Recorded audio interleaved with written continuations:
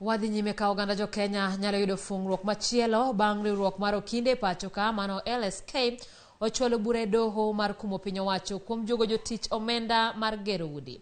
LSK wacho ni keto e tim chikno dhi medo jopiny osigo mapek e kindeni ma oganda jo Kenya kalo e matek kaluwore gi pek mar ngima. Chris Owino miyo waler. E bura margi, riwruok mar okinde ma pacho kae LSK dwaro mondo doho ochung duol mochung ne choko osuru KRA kuom dhi nyime kod juogo jotich omenda mar gero udi. Mabiro ndalo machuo kende bang' KRA kaachiel gi migawo mar lope golo milome ne jotich ni gidhi ng'ado atamalo 3 mar osara margi mar dwe mar 9 e siro chenro mar gero udi.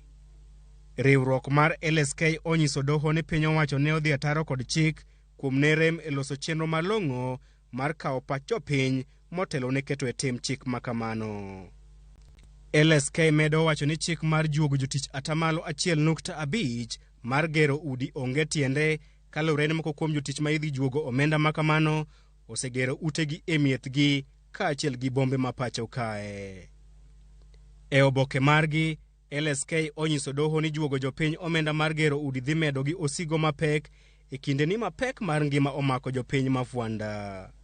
LSK bende olero ni kaluwore gi onge mar ler malong'o e wi bad migawo madhi telo ne omenda mar gero udi, jopiny dhi bedo gi tich matek mar chwalo ng'ur kata mako bura e doho, ponono ni piny owacho otiyo marach kod omenda margi.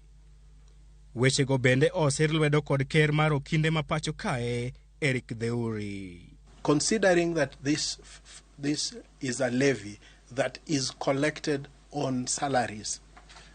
Salaries from the period of 1st of July have already been paid. So therefore, how do you collect and backdate it? It is creating an unreasonable strain on employers who have already paid salaries, because that means that they must get that money from their own pocket. Chris Owino, Ramogi TV, Nairobi.